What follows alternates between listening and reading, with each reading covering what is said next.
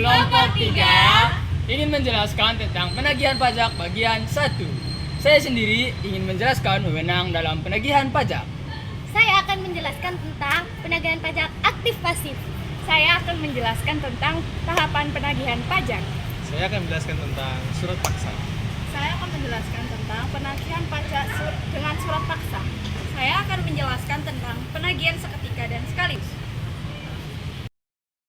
Halo semuanya, perkenalkan nama aku Ma'rifatul Uma dengan NIM 108 dari kelas 2024B. Halo, perkenalkan aku Maulia Safazara Hatma dari NIM 245. Aku dari 2004B.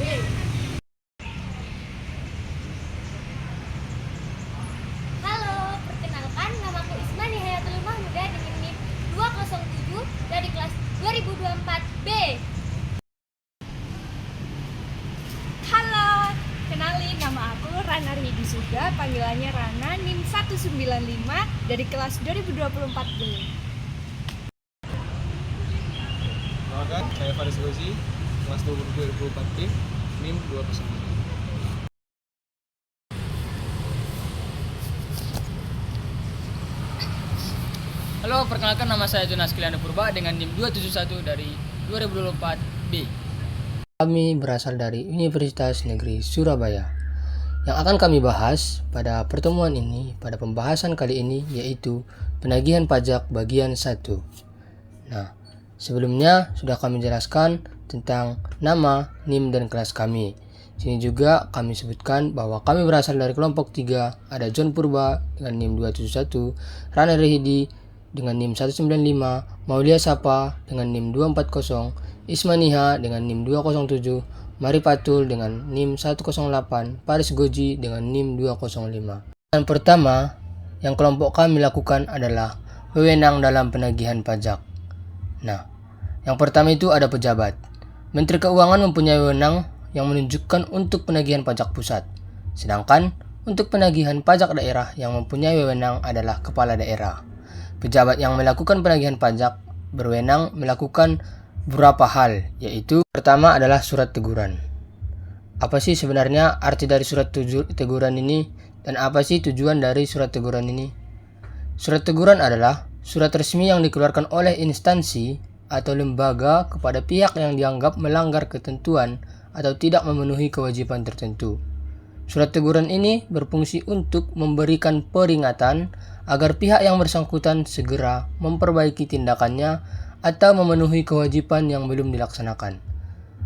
Terus tujuan dari surat teguran itu apa sih? Nah, tujuan dari surat teguran itu yaitu memberikan peringatan awal sebelum tindakan lebih lanjut diambil, seperti denda atau sanksi lebih berat. Yang kedua adalah surat peringatan. Surat peringatan adalah surat resmi yang berisi peringatan kepada pihak yang bersangkutan mengenai pelanggaran atau kewajiban yang belum dipenuhi, baik itu dalam pembayaran, dalam hal pemenuhan kewajiban kontrak, ataupun tindakan lainnya. Tujuan dari surat peringatan ini adalah menegur pihak yang bersangkutan agar segera melakukan perbaikan atau memenuhi kewajibannya. Surat peringatan umumnya diberikan setelah surat teguran dan sebelum surat tindakan hukum lainnya. Selanjutnya, ada surat penagihan seketika dan sekaligus. Sebenarnya, yang kami jelaskan pada awal ini akan dijelaskan nanti lebih lengkapnya pada akhir. Nah, tetapi kami akan menjelaskannya sedikit. Surat penagihan seketika dan sekaligus ini adalah surat yang dikeluarkan oleh pihak yang berwenang, misalnya kantor perpajakan atau lembaga keuangan lainnya, untuk meminta pembayaran segera atas kewajiban yang belum dibayar. Tujuannya apa? Tujuan dari penagihan, surat penagihan seketika dan sekaligus ini adalah menuntut pembayaran kewajiban yang tertunggak dalam waktu singkat dan sekaligus tanpa mencicil. Yang keempat ada surat paksa. Surat paksa adalah surat yang diterbitkan oleh otoritas berwenang yang memberikan kewajiban kepada pihak yang bersangkutan untuk memenuhi kewajiban tertentu, seperti membayar pajak atau kewajiban lainnya. Nah, jika ini tidak dipenuhi, maka akan ada tindakan paksa, misalnya bentuknya yaitu penyitaan. Apa sih tujuan dari surat paksa? Tujuan dari surat paksa yaitu memberikan peringatan terakhir dengan ancaman pelaksanaan tindakan paksa seperti eksekusi atau penyitaan apabila kewajiban tidak dipenuhi dalam waktu yang telah ditentukan. Yang selanjutnya ada surat perintah melaksanakan penyitaan.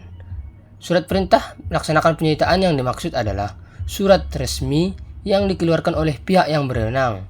Pihak yang berwenang yang dimaksud misalnya pengadilan ataupun kantor perpajakan, untuk memerintahkan pelaksanaan penyitaan atas aset atau properti seseorang sebagai akibat dari ketidakmampuan atau ketidakbersediaan untuk memenuhi kewajiban hukum atau keuangan.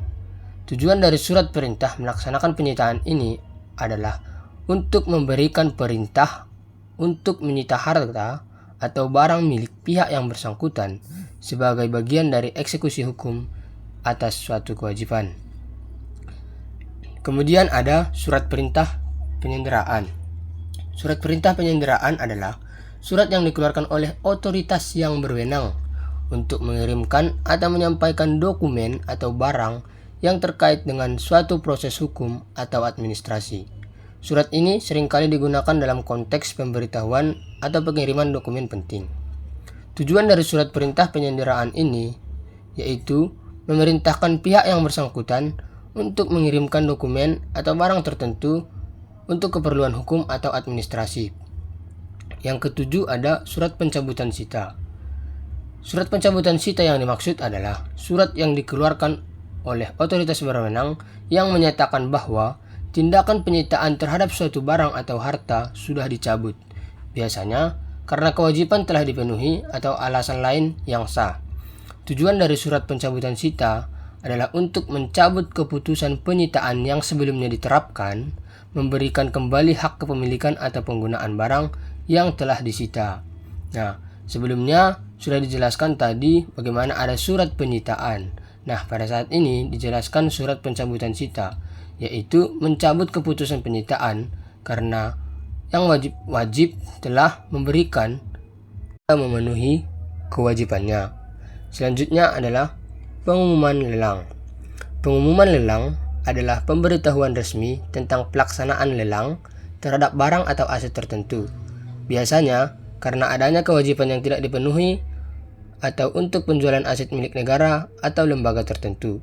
Tujuan dari pengumuman lelang ini adalah memberikan informasi kepada publik tentang jadwal dan prosedur lelang, serta syarat-syarat yang berlaku bagi calon pembeli. Yang kesembilan ada surat penentuan harga limit dalam penagihan pajak.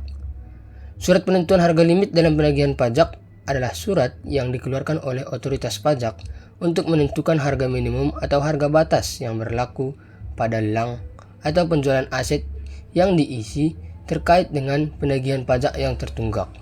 Tujuannya itu menentukan batas harga minimum yang dapat diterima dalam lelang barang yang disita untuk pembayaran utang pajak yang belum dilunasi. Nah, setiap jenis surat yang kami jelaskan di atas tadi memiliki tujuan dan prosedur hukum tertentu yang bertujuan untuk menegakkan kewajiban dan memastikan penyelesaian sengketa atau pelanggaran kewajiban secara adil dan sesuai dengan ketentuan hukum yang berlaku. Kemudian, ada pembahasan tentang pembatalan lelang. Nah, pembatalan lelang adalah suatu tindakan untuk membatalkan atau menghentikan proses lelang yang telah diumumkan ataupun sedang berlangsung. Pembatalan lelang bisa terjadi karena berbagai alasan, baik itu dari pihak penyelenggara lelang. Misalnya pihak penyelenggara lelang itu adalah kantor pajak, pengadilan, ataupun instansi lainnya yang berhubungan dengan penyelenggaraan lelang. Mengapa terjadi pembatalan lelang ini? Nah, beberapa alasan dari pembatalan lelang ini yang kami akan jelaskan. Yang pertama itu tidak ada peserta lelang yang menawar lagi. Yang kedua, harga lelang tidak memenuhi harga limit yang sudah ditentukan. Yang ketiga, ada kesalahan administratif. Yang keempat, pihak yang terkait mengajukan keberatan. Yang kelima, ada barang yang dilelang tidak dapat ditemukan. Dan yang keenam, keputusan hukum atau putusan pengadilan. Itulah beberapa alasan kenapa terjadinya pembatalan lelang. Selanjutnya, pada wewenang yang kami jelaskan ini akan membahas tentang surat lain yang diperlukan untuk pelaksanaan penagihan pajak. Sebenarnya ini akan dijelaskan pada pembahasan selanjutnya nanti, tetapi kami akan menyebutkannya seperti surat lainnya yaitu surat pemberitahuan pajak terhutang atau disingkat dengan SPPT, surat tagihan pajak atau disingkat dengan STP, surat perintah pembayaran pajak atau sering disebut sebagai SP3, surat paksa, surat keterangan fiskal, surat keputusan pembebasan atau pengurangan pajak, surat pemberitahuan pencabutan sita. Nah, wewenang dari pejabat tadi selain menerbitkan beberapa surat pembatalan lelang dan surat lain yang diperlukan, juga bisa mengangkat dan memberhentikan jurusita pajak. Nah, apa itu jurusita pajak? Oke, mari kita bahas lebih dalam lagi mengenai jurusita pajak. Jurusita pajak adalah seorang pejabat yang memiliki kewenangan untuk melakukan tindakan penyitaan terhadap harta atau barang milik wajib pajak yang tidak dapat memenuhi kewajibannya dalam pembayaran pajak. Jurusita pajak ini bekerja di bawah kewenangan Direktorat Jenderal Pajak atau sering disebut sebagai DJP ataupun instansi pemerintah yang terkait dan bertanggung jawab untuk memastikan bahwa wajib pajak yang tidak membayar pajaknya melakukan pembayaran dengan cara mengambil alih atau menyita harta milik wajib tersebut. Wewenang tugas jurusita pajak pada hal ini adalah yang pertama, melaksanakan surat perintah penagihan seketika dan sekaligus yang telah dijelaskan pada wewenang dari pejabat yang sebelumnya. Yang kedua, jurusita pajak akan memberikan surat paksa. Yang ketiga, jurusita pajak melaksanakan penyitaan atas barang penanggung pajak berdasarkan surat perintah melaksanakan penyitaan atas pejabat yang sebelumnya. Yang keempat, melaksanakan penyanderaan berdasarkan surat perintah penyanderaan. Nah, mungkin itulah beberapa informasi tentang wewenang dalam penagihan pajak. Kami akan melanjutkannya mengenai penagihan pajak aktif dan pajak pasif. Selanjutnya, penagihan pajak pasif. Penagihan pajak pasif dilakukan dengan menggunakan surat tagihan pajak atau STP, surat ketetapan pajak kurang bayar, SK-PKB, surat ketetapan pajak kurang bayar tambahan, SK-PKBT, surat keputusan pembetulan yang menyebabkan pajak terhutang menjadi lebih besar, surat keputusan keberatan yang menyebabkan pajak terhutang menjadi lebih besar, surat keputusan banding yang menyebabkan pajak terhutang menjadi lebih besar. Jika dalam jangka waktu 30 hari belum dilunasi, maka 7 hari setelah jatuh tempo akan diikuti dengan penagihan pajak secara aktif yang dimulai dengan menerbitkan surat teguran. Penagihan pajak aktif. Penagihan pajak aktif merupakan kelanjutan dari penagihan pajak pasif, di mana dalam upaya penagihan ini Fiskus berperan aktif dalam arti tidak hanya mengikuti surat tagihan atau surat ketetapan pajak, tetapi akan diikuti dengan tindakan sita dan dilanjutkan dengan pelaksanaan lelang. Selanjutnya adalah langkah-langkah penagihan pajak. Ada beberapa tindakan atau langkah yang dilakukan jurusita pajak dalam melakukan penagihan pajak. Berikut ini adalah tahapan dan penjelasan setiap langkahnya. Yang pertama adalah surat teguran. Surat teguran atau surat peringatan itu adalah surat yang diterbitkan untuk melaksanakan penagihan pajak. Jika dalam waktu 7 hari setelah tanggal jatuh tempo penanggung pajak atau wajib pajak belum melunasi utang pajaknya, maka surat teguran ini akan sampai ke tangan penanggung pajak. Nah, tujuannya adalah untuk memberikan peringatan kepada penanggung pajak agar segera melunasi utang pajak sehingga tidak perlu lagi dilakukan penagihan secara paksa. Lalu yang kedua adalah surat paksa. Surat paksa ini tuh merupakan surat yang akan diterbitkan jika 21 hari setelah jatuh tempo surat teguran si penanggung jawab tidak melunasi pajaknya. Nah, setelah datangnya surat paksa, wajib pajak itu melunasi pajaknya dalam waktu 2x24 jam agar tidak ada tindakan pemblokiran rekening, pencegahan ke luar negeri, hingga penyanderaan paksa badan. Penerbitan surat paksa ini dikenakan biaya senilai 25.000. Selanjutnya adalah surat sita atau SPMP. Nah, surat sita ini itu adalah surat yang diterbitkan dalam waktu 2x24 jam sejak diterbitkannya surat paksa. Penanggung pajak belum membayarkan pajaknya. Ada biaya yang dikenakan untuk surat sita ini, yaitu 75.000. Biaya ini digunakan untuk pelaksanaan sita. Nah, Penyitaan tidak semata-mata bertujuan untuk menjual barang milik penanggung pajak, melainkan petugas menggunakan barang-barang tersebut sebagai jaminan agar penanggung pajak melunasi pajaknya. Jadi, penanggung pajak ini itu masih memiliki kesempatan untuk melunasi pajaknya selama 14 hari terhitung dari penyitaan harta penanggung pajak. Jika dalam waktu 14 hari penanggung pajak masih belum membayarkan utang pajaknya, maka akan diterbitkanlah pengumuman lelang. Berikutnya adalah pelaksanaan lelang.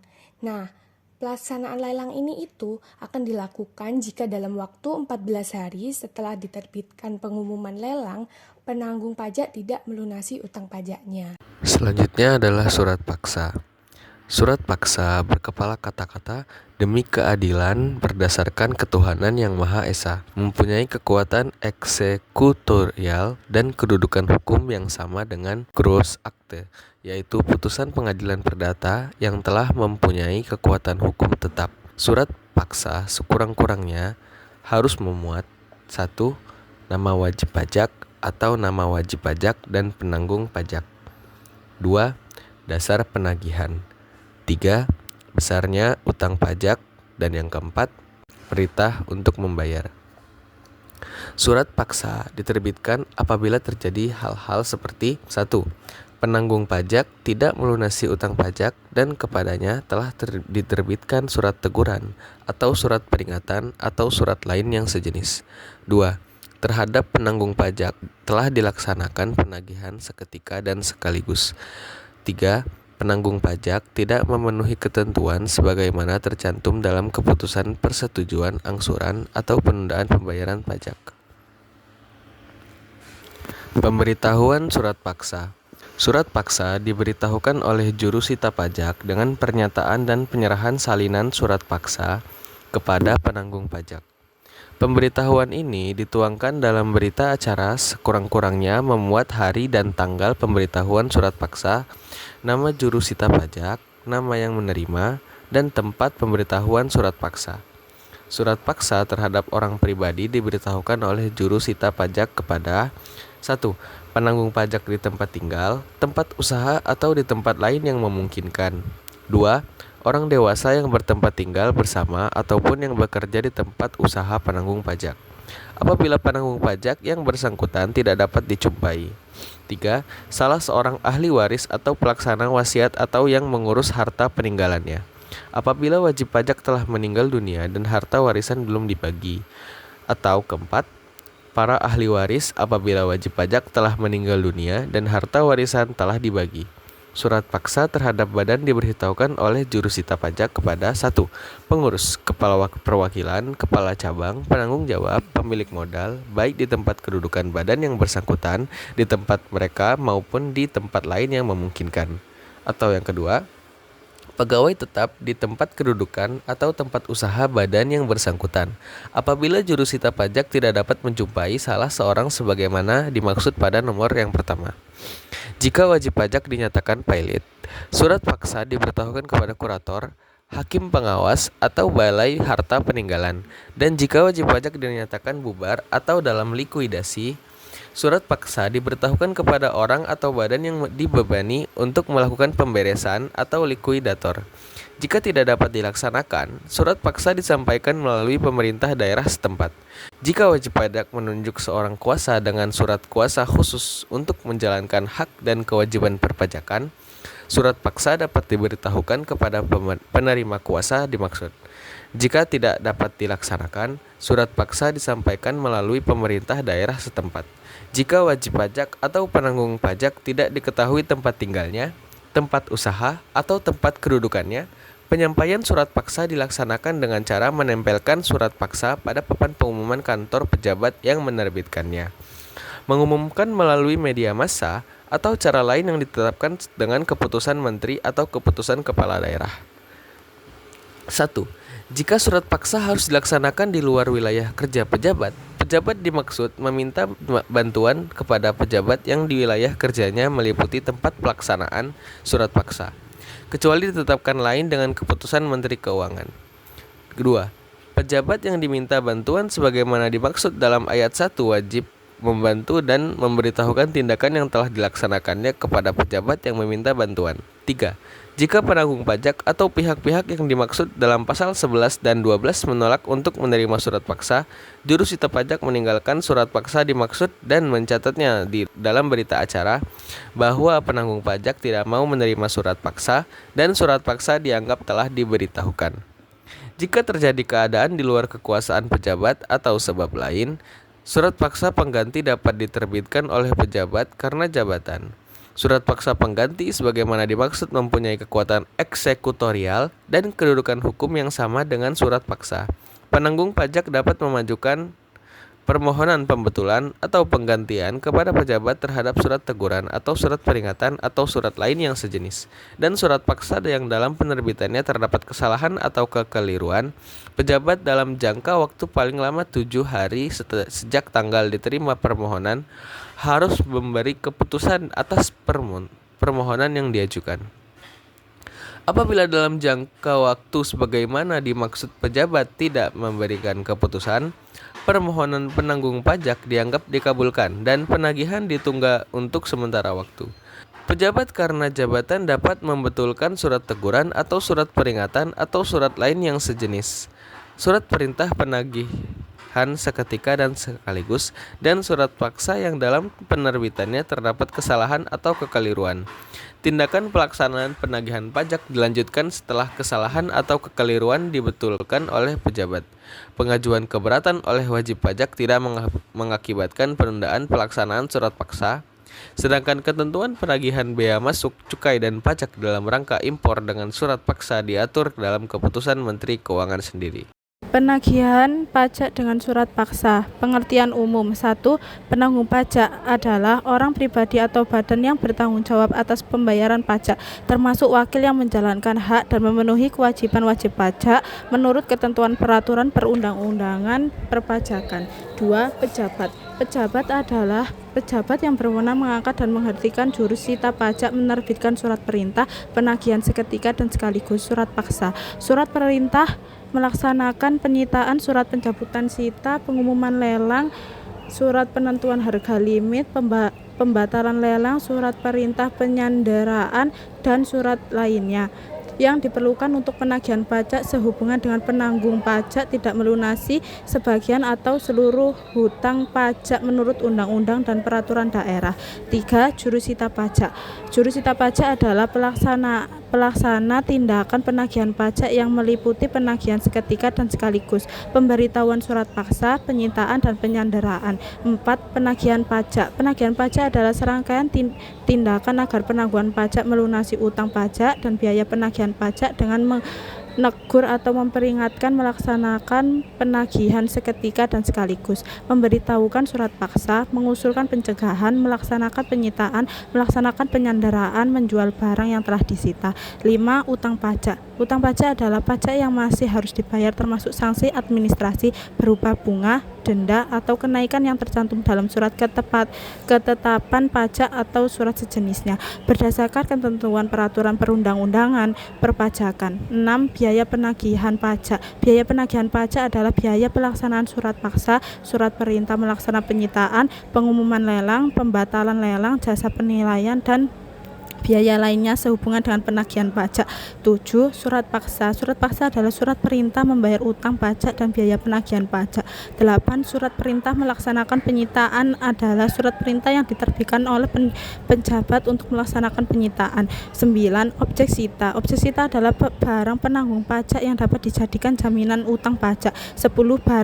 Barang adalah tiap benda atau hak yang dapat dijadikan objek sita. 11. Pemblokiran. Pemblokiran adalah tindakan pengaman harta kekayaan milik penanggung pajak yang tersimpan pada bank dengan tujuan agar terhadap harta kekayaan dimaksud tidak terdapat perubahan apapun selain penambahan jumlah atau nilai. 12. Penyitaan. Penyitaan adalah tindakan jurusita pajak untuk menguasai barang penanggung pajak guna dijadikan jaminan untuk melunasi utang pajak menurut peraturan perundang-undangan. 13. Hari. Hari adalah hari kalender. 14. Badan. Badan adalah sekumpulan orang dan modal yang merupakan kesatuan baik yang melakukan usaha maupun yang tidak melakukan usaha yang meliputi perseroan terbatas, perseroan komiter, perseroan lainnya, badan usaha milik negara atau daerah dengan nama dan dalam bentuk apapun, firma, kongsi, koperasi, dana pensiun, persekutuan, perkumpulan, yayasan, organisasi massa, organisasi sosial politik, atau organisasi yang sejenis, lembaga, bentuk usaha tetap, dan bentuk badan lainnya. 15. Pengadilan negeri. Pengadilan negeri adalah pengadilan negeri yang daerah hukumnya meliputi tempat tindakan penagihan pajak dilaksana. 16. Surat teguran, surat peringatan atau surat lainnya yang sejenis adalah surat yang diterbitkan oleh pejabat untuk menegur atau memperingatkan kepada wajib pajak untuk melunasi utang pajak. 17. Penagihan seketika dan sekaligus adalah tindakan penagihan pajak yang dilaksanakan oleh jurusita pajak kepada penanggung pajak tanpa menunggu tanggal jatuh tempo pembayar yang meliputi seluruh utang pajak dari semua jenis pajak, masa pajak, dan tahun pajak. 18. Lelang. Lelang adalah setiap penjualan barang di muka umum dengan cara penawaran harga secara lisan dan atau tertulis melalui usaha pengumpulan peminatan atau calon pembeli. A. Kantor lelang. Kantor lelang adalah kantor yang berwenang melaksanakan penjualan secara lelang. B. Risalah lelang. Risalah lelang adalah berita acara pelaksana lelang yang dibuat oleh pejabat lelang atau kuasanya dalam bentuk yang ditentukan oleh ketentuan peraturan perundang-undangan lelang. Pencegahan adalah larangan yang bersifat sementara terhadap penanggung pajak tertentu untuk keluar dari wilayah negara Republik Indonesia berdasarkan alasan tertentu sesuai dengan ketentuan peraturan perundang-undangan. C. Penyanderaan adalah pengekangan sementara waktu kebebasan penanggungan pajak dengan menempatkannya di tempat tertentu. Gugatan atau sanggahan adalah upaya hukum terhadap pelaksanaan penagihan pajak atau kepemilikan barang sebagaimana diatur dalam peraturan perundang-undangan yang bersangkutan. E. Kepala daerah adalah gubernur, bupati, atau wali kota. F. Pemerintah daerah adalah pemerintah daerah yang wilayah hukumnya meliputi tempat tindakan penagihan pajak dilaksana. Selanjutnya ada penagihan seketika dan sekaligus. Jurusita pajak melaksanakan penagihan seketika dan sekaligus tanpa menunggu tanggal jatuh tempo pembayaran berdasarkan surat perintah penagihan seketika dan sekaligus yang diterbitkan oleh pejabat apabila terjadi hal-hal seperti di bawah ini. 1. Penanggung pajak akan meninggalkan Indonesia untuk selama-lamanya atau berniat untuk itu. 2. Penanggung pajak memindahtangankan barang yang dimiliki atau yang dikuasai dalam rangka menghentikan atau mengecilkan kegiatan perusahaan atau pekerjaan yang dilakukannya di Indonesia. 3. Terdapat tanda-tanda bahwa penanggung pajak akan membubarkan badan usahanya atau menggabungkan usahanya untuk memekarkan usahanya atau memindahtangankan perusahaan yang dimiliki atau dikuasainya atau melakukan perubahan bentuk lainnya. 4. Badan usaha akan dibubarkan oleh negara. 5. Terjadi penyitaan atas barang penanggung pajak oleh pihak ketiga atau terdapat tanda-tanda kepailitan. Surat perintah penagihan seketika dan sekaligus sekurang-kurangnya memuat 1. Nama wajib pajak atau nama wajib pajak dan penanggung pajak. 2.